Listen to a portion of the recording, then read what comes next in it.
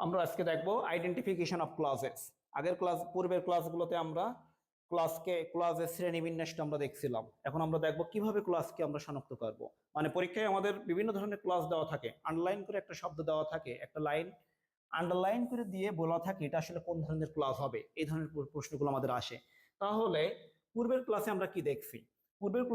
পূর্বের ক্লাসে আমরা ক্লজকে বেসিক্যালি দুই ভাগে ভাগ করছিলাম। একটা হলো আমাদের প্রিন্সিপাল ক্লজ আর একটা ছিল আমাদের ডিপেন্ডেন্ট ক্লজ। দেখেন, এখন আমরা যেটা করব, প্রিন্সিপাল ক্লজকে আমরা একটা কথা মাথায় রাখবো যে প্রিন্সিপাল ক্লজকে আমরা কখনো পরিবর্তন করতে পারবো না। প্রিন্সিপাল ক্লজকে কখনো পরিবর্তন করা যাবে না। যেহেতু প্রিন্সিপাল ক্লজকে পরিবর্তন করা যায় না, তাই প্রিন্সিপাল ক্লজের আর কোনো শ্রেণীবিন্যাস হবে না। কিন্তু যেটা ডিপেন্ডেন্ট ক্লজ মানে সাবঅর্ডিনেট ক্লজ যেটাকে আমি বলতেছি, সেটাকে তো পরিবর্তন করা যাবে। এই সাবঅর্ডিনেট ক্লজকে আমরা ফ্রেজ বানাতে পারবো, মানে বিভিন্ন রূপের পরিবর্তন হতে পারে। এই কারণে ডিপেন্ডেন্ট ক্লজকে তিন ভাগে ভাগ করা হয়। ডিপেন্ডেন্ট ক্লজকে বেসিক্যালি তিন ভাগে ভাগ করা যায়। এক নম্বর আমরা যেটা লিখলাম সেটা মনে করেন নাউন ক্লজ। এটাকে আমরা নাউন ক্লজ বলতে পারবো, এটাকে আমরা অ্যাডজেক্টিভ ক্লজ বলতে পারবো, আবার এটাকে আমরা কি বলতে পারবো, অ্যাডভার্বিয়াল ক্লজ বলতে পারবো, অ্যাডভার্বিয়াল ক্লজ। তাহলে দেখেন, এক ডিপেন্ডেন্ট ক্লজের গঠনটা আমি আর একবার এখানে লিখে দিই। দেখেন, এর গঠন কি ছিল? CM plus subject plus verb plus object, এটা ছিল আমাদের মূল গঠন। তাহলে আপনারা দেখেন ভালো করে, এই যে সিএম সাবজেক্ট ভার্ব অবজেক্ট, এটাকে তো আমরা ডিপেন্ডেন্ট ক্লজ বলতেছি।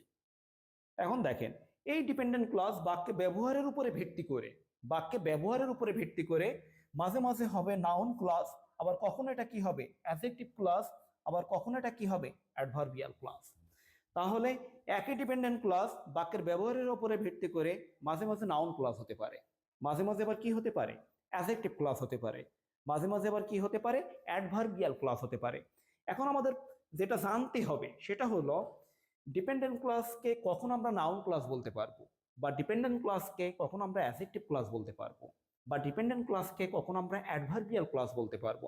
এই বিষয়গুলো আমাদের ক্লিয়ার হতে হবে। আমাদের পরীক্ষায় অনেক সময় বিভিন্ন ক্লজ আন্ডারলাইন করে এভাবে অপশনে দেওয়া থাকে যে এটা নাউন ক্লজ হবে না অ্যাডজেক্টিভ ক্লজ না অ্যাডভার্বিয়াল ক্লজ। তখন আমাদের এগুলো আনসার করতে হবে। আমরা সেই ফর্মুলাটা দেখব। তাহলে ফার্স্ট আমি যেটা দেখাবো সেটা হলো নাউন ক্লজ। দেখেন, তাহলে নাউন ক্লজ বোঝার পূর্বে আমাদেরকে জানতে হবে আসলে নাউনটা কি কাজ করে। ইংলিশে নাউনের আসলে কাজটা কি? বেসিক্যালি ইংলিশে নাউনের যদি আমি প্রধান কাজের কথা বলি, নাউনের কাজগুলো বেসিক্যালি দুইটা, হয় বাক্যের সাবজেক্ট হবে নাই বাক্যের অবজেক্ট হবে। এই দুইটা কাজই নাউন করে থাকে আমাদের। হয় নাউনটা বাক্যের সাবজেক্ট হবে, হয় নাউনটা বাক্যের অবজেক্ট হবে। তবে নাউনের পজিশনের কথা যদি আমি বলি, নাউন বিভিন্ন পজিশনে বসতে পারে। এখন ব্যাপারটা হলো নাউন ক্লজটা কি? তাহলে তাহলে আমরা যে ডিপেন্ডেন্ট ক্লজ বলতেছি, এই ডিপেন্ডেন্ট ক্লজ যদি বাক্যে নাউনের কাজ করে তাহলে আমরা সংজ্ঞাটা এইভাবে লিখতে পারি, ডিপেন্ডেন্ট ক্লজ মানে ডিসি যখন একটা সেন্টেন্সে নাউনের কাজ করবে তখন সেটাকে আমরা কি বলবো, নাউন ক্লজ। তাহলে ডিসি মানে ডিপেন্ডেন্ট ক্লজ যখন একটা সেন্টেন্সে নাউনের কাজগুলো করতে পারবে তখন সেটাকে আমরা কি বলবো, নাউন ক্লজ বলবো। এভাবে আমাদের মনে রাখতে হবে। তাহলে এখন যদি প্রশ্ন করা হয় যে নাউন মানে ডিসি কখন নাউন ক্লজ হবে, তাহলে আমরা সংক্ষেপে বলতে পারি একটা ডিসি যখন বাক্যে নাউনের কাজ করবে তখন ডিসিটা কি ক্লজ হবে, নাউন ক্লজ হবে। তবে আমাদের পরীক্ষায় তো আর সংজ্ঞা আসবে না, পরীক্ষায় আমাদের আসে চেনার উপায়, আন্ডারলাইন করে দেওয়া থাকে, আমাদেরকে বলতে হবে এটা কোন ধরনের ক্লজ। আমি সেই চেনার উপায়টা দেখাবো, এটা আমাদেরকে ভালোভাবে দেখতে হবে চেনার উপায়। তাহলে এক নম্বরে আমরা চেনার উপায়টা লিখতে পারি, মনে করেন ভার্বের পর বেসিক্যালি আমি কয়েকটা ফর্মুলা লিখি সংক্ষেপে। নর্মালি ভার্বের পরে কি বসে, অবজেক্ট বসে, আমরা তো এটাই বললাম। ভার্বের আগে বসে সাবজেক্ট, ভার্বের পরে কি বসে, অবজেক্ট। আমি একটু আগেই বললাম যে আমরা যে অবজেক্ট বসাবো ভার্বের পরে, এই অবজেক্ট হিসেবে কি বসে, একটা নাউন বসে। নাউনের কাজ তো অবজেক্ট হিসেবে বসতে পারবে, হয় সেটা সাবজেক্ট হিসেবে বসতে পারবে। তাহলে আমাদেরকে মনে রাখতে হবে ভার্বের পরে যদি কখনো কোনো ডিসি আসে, দেখেন সংক্ষেপে, ভার্বের পরে যদি কোনো ডিসি আসে তখন সেই ডিসিটাকে আমরা কি বলবো, নাউন ক্লজ বলবো। কত সহজে আমরা এটা বুঝতে পারলাম। তাহলে ভার্বের পরে যদি কোনো ডিসি আসে তখন সেই ডিসিটাকে আমরা কি বলবো, নাউন ক্লজ বলবো। যেমন একটা এক্সাম্পল লিখি আমি, I know, I know where, where she lives, ভালো করে বোঝেন। এই যে I know where she lives, এই যে বাক্যটা আমরা লিখলাম, এখানে দুইটা ক্লজ আছে। এই যে আই নো অংশটাকে আমরা প্রিন্সিপাল ক্লজ বলতে পারবো, তবে আমাদের পরীক্ষায় প্রশ্নটা থাকবে হোয়ার হি লিভস, এটা আমাদের আন্ডারলাইন করে দেওয়া থাকবে। এটা আন্ডারলাইন করে দেওয়ার পরে আমাদের অপশনগুলো এভাবে দেওয়া থাকবে যে নাউন ক্লজ, অ্যাডজেক্টিভ ক্লজ, এভাবে আমাদের অপশনগুলো দেওয়া থাকবে। তারপরে অ্যাডভার্বিয়াল ক্লজ, একদম হুবহু আমাদের এভাবে পরীক্ষায় প্রশ্নটা আসে। অ্যাডভার্বিয়াল ক্লজ, আরেকটা যেটা আছে মনে করেন একটা ফ্রেজ দেওয়া আছে। বেসিক্যালি অপশন যখন এভাবে থাকে আমাদের নিয়ম কি? অপশন আসে আমরা দেখি, এখানে একটা কি হোয়ারটা কি ক্লজ মার্কার, সেটা কি সাবজেক্ট, আর এখানে লিভস আছে, মানে এখানে একটা ফাইনাইট ভার্ব আছে, তাহলে তো ফ্রেজ আনসার হবে না, কারণ ফ্রেজে তো আর ভার্ব থাকতে পারে না, এখানে ভার্ব আছে। তাহলে আমরা একটু আগে যে ফর্মুলাটা দেখলাম যে ভার্বের পরে যদি কোনো ডিসি আসে, এই যে ভার্ব, নোটা এখানে কি ভার্ব না, নোটা এখানে কি ভার্ব, ভার্বের পরে এটা ডিসি না, আমাদের ডিসির গঠনে কি লিখলাম, ডিসির গঠনে আমরা কি লিখছিলাম, প্রথমে একটা ক্লজ মার্কার থাকবে, হোয়ারটা কি এখানে ক্লজ মার্কার, হোয়ারটা কি সিএম ক্লজ মার্কার, সেইখানে কি সাবজেক্ট, লিভস এখানে কি ভার্ব। তাহলে দেখেন ক্লজ মার্কার সাবজেক্ট ভার্ব, এই ক্লজ মার্কার সাবজেক্ট ভার্ব থাকা মানে কি, সেটাকে আমরা কি বলবো ডিসি। আর ভার্বের পরে যখন কোনো ডিসি আসবে তখন সেই ডিসিটাকে আমরা কি বলবো, নাউন ক্লজ বলবো। তাহলে পরীক্ষায় আমাদের যদি এই ধরনের কোনো প্রশ্ন আসে, যেমন নোর পরে হোয়ার শি লিভস, এটা আন্ডারলাইন ছিল, নো এখানে কি ছিল ভার্ব, আর নো ভার্বের পরে এই আন্ডারলাইন অংশটা একটা ডিসি, আর ভার্বের পরে যখন এই ধরনের ডিসি আসবে তখন সেটাকে আমরা কি ক্লজ বলবো, নাউন ক্লজ। তাহলে আমার মনে হয় এটা নিয়ে কারো কোনো সমস্যা নেই, যে ভার্বের পরে যদি ডিসি আসে সেটাকে আমরা সরাসরি নাউন ক্লজ বলতে পারবো। এটা হলো আমাদের নাউন ক্লজ চেনার উপায় এক। এখন নাউন ক্লজের বাকি উপায়গুলো আমরা দেখব।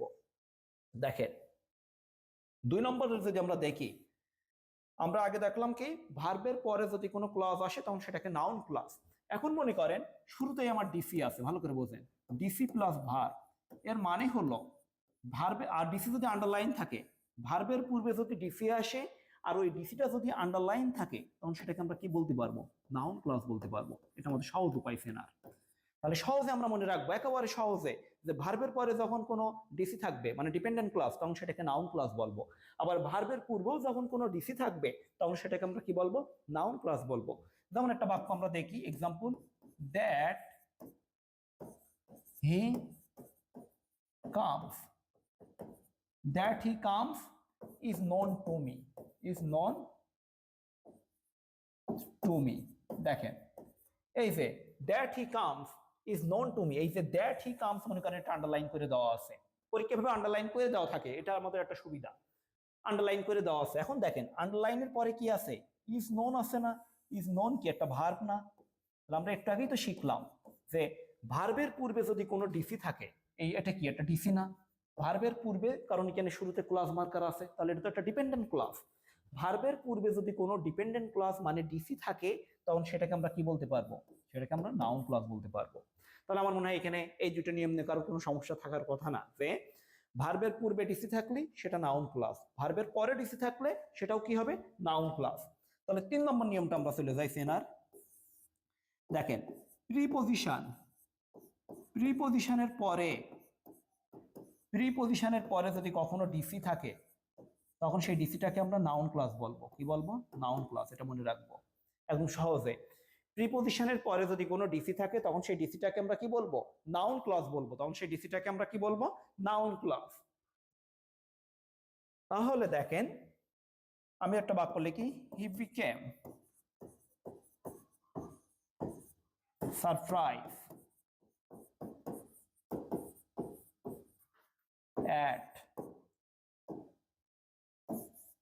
what he had done। মনে করেন এই বাক্যটা আমরা লিখলাম, এই যে অ্যাট, এটা কি প্রিপজিশন না, অ্যাটটা এখানে কি প্রিপজিশন, অ্যাট এখানে প্রিপজিশন, আর হোয়াট হি হ্যাড ডান এটা তো একটা ডিসি। আমরা সূত্রে কি বললাম যে প্রিপজিশনের পরে যদি ডিপেন্ডেন্ট ক্লজ থাকে তখন সেটাকে আমরা কি বলবো, নাউন ক্লজ বলবো। তাহলে এই যে অ্যাট প্রিপজিশনের পরে আমার একটা আন্ডারলাইন আছে ডিসি, তাহলে এটাকে আমরা কি বলতে পারবো, নাউন ক্লজ বলতে পারবো। তাহলে নাউন ক্লজ চেনার উপায় আমরা শিখলাম কয়টা, 3টা। ভার্বের পূর্বে থাকলে নাউন ক্লজ, ভার্বের পরে থাকলে নাউন ক্লজ, প্রিপজিশনের পরে থাকলে noun clause.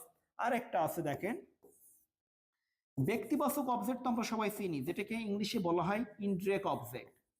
ব্যক্তিবাচক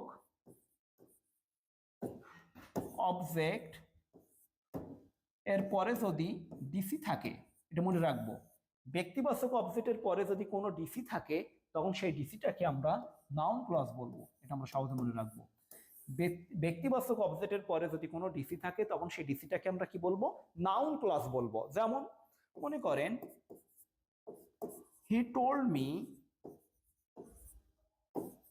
where he had gone. যে he told me where he had gone, তাহলে এই যে হোয়ার হি হ্যাড গন এই অংশটা কার পরে আছে, ব্যক্তিবাচক অবজেক্ট। মিটা কি ব্যক্তিবাচক অবজেক্ট না? এভাবে যদি ব্যক্তিবাচক অবজেক্টের পরে কোনো ডিসি থাকে তখন সেই ডিসিটাকে আমরা কি বলতে পারবো, নাউন ক্লজ বলতে পারবো, নাউন ক্লজ বলতে পারবো। তাহলে আমরা যদি এখন আমি সামারিটা যদি বলি নাউন ক্লজ চেনার উপায়, তাহলে আমাদের কি দাঁড়ায়, একদম সহজে আমরা মনে রাখবো হাত গুনে গুনে, যে ভার্বের পূর্বে যদি কোনো ডিসি থাকে আন্ডারলাইন করা, তখন সেটাকে আমরা কি বলবো, নাউন ক্লজ। একইভাবে ভার্বের পরে যদি কোনো ডিসি থাকে তখন সেটাকে আমরা কি বলবো, নাউন ক্লজ। ব্যক্তিবাচক অবজেক্টের পরে যদি কোনো ডিসি থাকে তখন সেটাকে আমরা কি বলবো, নাউন ক্লজ। আরেকটা কি বললাম, প্রিপজিশনের পরে যদি ডিসি থাকে তখন সেটাকে আমরা কি বলবো, নাউন ক্লজ। এই ছিল আমাদের নাউন ক্লজ চেনার উপায়। এখন আমরা যেটা দেখবো, অ্যাডজেক্টিভ ক্লজ চেনার উপায়গুলো আমরা দেখবো। এখন আমরা দেখবো অ্যাডজেক্টিভ ক্লজ চেনার উপায়। অ্যাডজেক্টিভ ক্লজ চেনার উপায়গুলো আমরা দেখব। দেখেন, একইভাবে অ্যাডজেক্টিভের আসলে কাজ কি, অ্যাডজেক্টিভের ইংলিশে আসলে কাজটা কি, অ্যাডজেক্টিভ আমরা কাকে বলে থাকি, এই বিষয়গুলো আমাদের আগে ক্লিয়ার হতে হবে। বেসিক্যালি যে শব্দ নাউন বা প্রোনাউনের অবস্থাকে নির্দেশ করে তাকেই তো অ্যাডজেক্টিভ বলা হয়। যে শব্দ নাউন বা প্রোনাউনের অবস্থাকে নির্দেশ করে সেই শব্দকে কি বলে থাকি, আমরা অ্যাডজেক্টিভ বলে থাকি।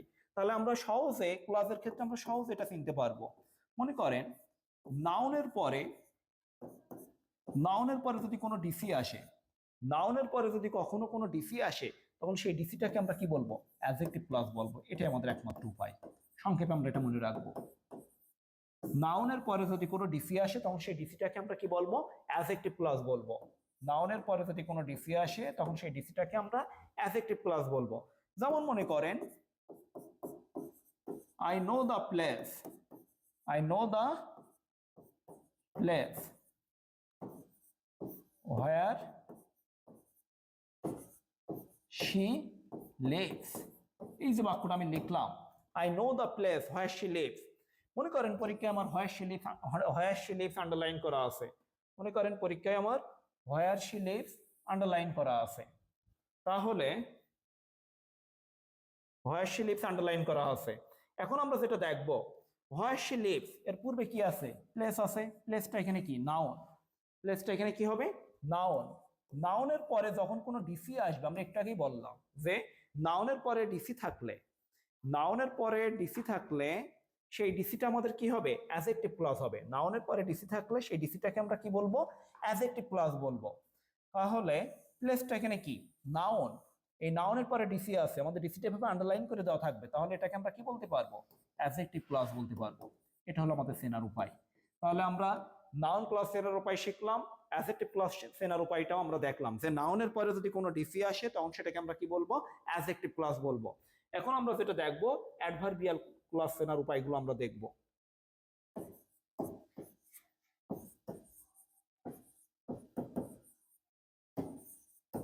দেখেন, বেসিক্যালি অ্যাডভার্বের কাজ কি, যে শব্দ ভার্বের অবস্থাকে নির্দেশ করে তাকেই তো অ্যাডভার্ব বলে, আমরা তো এটাই তো জানি।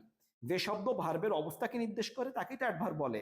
তাহলে আমরা এটা বলতে পারি, সংজ্ঞাগত দিকটা যদি আমরা বলি তাহলে আমরা এইভাবে লিখতে পারি যে যদি কোনো ডিসি দ্বারা শর্ত, শর্ত মানে কন্ডিশন যেটাকে আমরা বলি, শর্ত, তারপরে কারণ, তারপরে আমাদের কি আছে, ফলাফল, তারপর আমাদের আছে বিপরীতমুখী সম্পর্ক, বিপরীতমুখী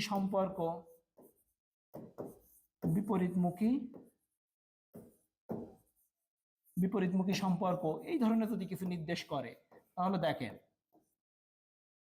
কারণ শর্ত বলতে কি বুঝাই? শর্ত বলতে আমরা ইংলিশে কি বলি? ইফ, তারপরে আনলেস, এই ধরনের শব্দগুলোকে আমরা কি ক্ষেত্রে ব্যবহার করি? শর্ত। যদি আমি বলি যে if you come I will go, তাহলে এখানে এই যে অংশটা আছে ইফ ইউ কাম, এটা দ্বারা কি বোঝাচ্ছে? শর্ত প্রকাশ করতেছে। তাহলে এটাকে আমরা কি বলতে পারবো? Adverbial clause. কারণ বলা হয়েছে যে ডিসি দ্বারা কারণ, ফলাফল, শর্ত, বিপরীতমুখী সম্পর্ক বোঝায়, সেই ডিসিকে আমরা কি বলবো? অ্যাডভার্বিয়াল ক্লজ বলবো। তাহলে কারণ বলতে আমরা কি বুঝি? কারণ বলতে আমরা বুঝে থাকি সাধারণত অ্যাজ, সিন্স, তারপরে বিকজ, এই ধরনের শব্দগুলো কি বাচক শব্দ? কারণ বাচক শব্দ। ফলাফল আমরা কি বলতে পারি? এখানে সো ব্যবহার করা যেতে পারে, সো দ্যাট, সো দ্যাট, এই ধরনের শব্দ। In order that, in order that, এই ধরনের শব্দগুলো এখানে ব্যবহার করা হয়, এগুলো যদি থাকে। আর বিপরীতমুখী সম্পর্ক বলতে আমরা দো, তারপরে অল দো, এই ধরনের শব্দগুলো ব্যবহার করি। তাহলে দেখেন, যদি ক্লজ মার্কার হিসেবে if, unless, as, since, because, so, so that, in order that, দো, অল দো, এই ধরনের শব্দগুলো দিয়ে যদি কোনো ক্লাস শুরু হয়, তখন সেই ক্লাসটাকে আমরা কি বলবো? অ্যাডভার্বিয়াল ক্লাস বলবো। তখন সেই ক্লাসগুলোকে আমরা কি বলবো? অ্যাডভার্বিয়াল ক্লাস বলবো। দেখেন এখানে আর সময়ের বিষয়টাও থাকতে হবে। অনেক সময় যদি কোনো বাক্য দ্বারা সময়কে নির্দেশ করে, মানে কোনো ক্লাস দ্বারা, তখন সেটাকে অ্যাডভার্বিয়াল ক্লাস বলা হয়। মানে বাক্যের মধ্যে যদি টিল, তারপরে আনটিল, হোয়েন, হোয়াইল, এই ধরনের শব্দগুলো যদি ক্লজ মার্কার হিসেবে থাকে, তখন সেগুলো কি হবে? অ্যাডভার্বিয়াল ক্লজ হবে। তারপরে আমাদের আরো কয়েকটা শব্দ আছে, লেস্ট, লেস্ট, এই ধরনের শব্দগুলো থাকলে সেটাকে আমরা কি বলবো? Adverbial clause. তাহলে আমরা অ্যাডভার্বিয়াল ক্লজ মনে রাখার ক্ষেত্রে আমরা ক্লজ মার্কার গুলো মনে রাখার চেষ্টা করব। যে অ্যাজ, দো, অলদো, সিন্স, ইফ, আনলেস, এই ধরনের শব্দগুলো যখন থাকবে, তখন সেই ক্লজটাকে আমরা কি বলতে পারবো? অ্যাডভার্বিয়াল ক্লজ বলতে পারবো। তাহলে আমরা এখন, আমার মনে হয় পরীক্ষায় যে ধরনের প্রশ্ন আমাদের আসে, আমরা যে ফর্মুলাগুলো লিখলাম এখানে, নাউন ক্লজ, অ্যাডজেক্টিভ ক্লজ এবং অ্যাডভার্বিয়াল ক্লজ চেনার উপায় যেগুলো লিখলাম, এগুলোতে আমরা প্রশ্নগুলো সলভ করতে পারবো। তাহলে এই বিষয়গুলো না পেঁচায়, বেশি মানে এলোমেলো না করে, যদি আমরা সিস্টেম ওয়াইজ এই নিয়মগুলো মনে রাখি, তাহলে আমরা সহজেই একটা ক্লজ আইডেন্টিফিকেশন করতে পারবো, যে কোনটা নাউন ক্লজ হবে, কোনটা অ্যাডজেক্টিভ ক্লজ হবে, কোনটা অ্যাডভার্বিয়াল ক্লজ হবে, সেটা আমরা সহজেই বুঝতে পারবো। এই ছিল আমাদের আইডেন্টিফিকেশন অফ ক্লজ।